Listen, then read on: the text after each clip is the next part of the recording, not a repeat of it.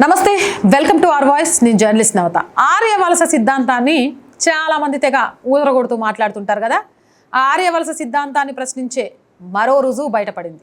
ఆర్యులు అనేవారు ఎక్కడో మధ్యాసియా ప్రాంతం నుంచి, అంటే ఓల్గా అనే నదీ ప్రాంతం నుంచి ఇరాన్ మీదుగా గుర్రాల మీద వచ్చారని, భారతదేశానికి అంతకుముందు గుర్రాలు తెలియవని ఈ ఆర్య సిద్ధాంతాన్ని ముందుకు తెచ్చిన పాశ్చాత్య చరిత్రకారులు చెప్పారు. అయితే బయో ఆర్చివ్ అనే సైన్స్ మ్యాగజైన్లో తాజాగా, అంటే ఈ మార్చి నెలలో ప్రచురించబడిన రీసెర్చ్ పేపర్ లోవర్ వోల్గా ప్రాంతంలో క్రీస్తు పూర్వం 7వ నుండి 5వ సహస్రాబ్దం వరకు జంతు అవశేషాలను పరిశీలించిన వివరాలు బయటకు వచ్చాయి. ఈ అధ్యయనం కులన్ మరియు ఔరెక్స్ వంటి వన్యజాతుల వేట నుండి ఎనియోలిథిక్ కాలం నాటికి గొర్రెలు, మేకలు మరియు పశువుల వంటి పెంపుడు జంతువుల ఉనికిపై జరుగుతూ వచ్చింది.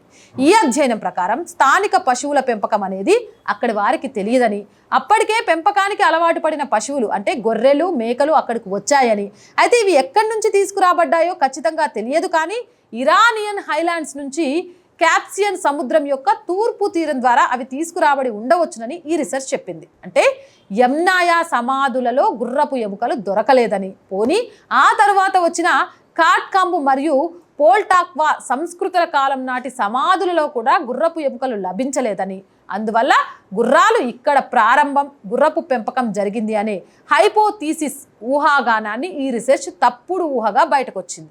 ఈ బయో ఆర్కీవ్స్లో ప్రచురించబడిన రీసెర్చ్ ఆర్యన్ దండయాత్ర వలస సిద్ధాంతాన్ని పరోక్షంగా ప్రశ్నించింది. ఎందుకంటే ఇది యామ్నాయా సంస్కృతిలో గుర్రాల ఉనికిని ప్రశ్నిస్తుంది. ఇది ఆర్య వలస సిద్ధాంతం యొక్క సాంప్రదాయ స్టెప్పీ కేంద్రీకృత కథనాన్ని, ముఖ్యంగా గుర్రాలతో మీద వలస వచ్చారు అనే ఒక మూల సిద్ధాంతం మీద దెబ్బకొడుతుంది. ఆర్యులు వలస సిద్ధాంతం పట్ల అనుమానం ఉన్న వారికి అసలు ఈ వలసలు భారత ప్రాంతం నుండి అటువైపు జరిగి ఉండవచ్చును అనే సిద్ధాంతానికి ఈ రీసెర్చ్ మరి కాస్త బలం చేకూర్చింది. అందుకే బాగా ప్రాచుర్యం పొందిన వికీపీడియాలో కూడా ఇంకా ప్రబలంగా ఉన్న ప్రమాణాల ద్వారా నిరూపించబడిన సిద్ధాంతంగా ఆర్య వలస సిద్ధాంతం గురించి చెబుతుంది.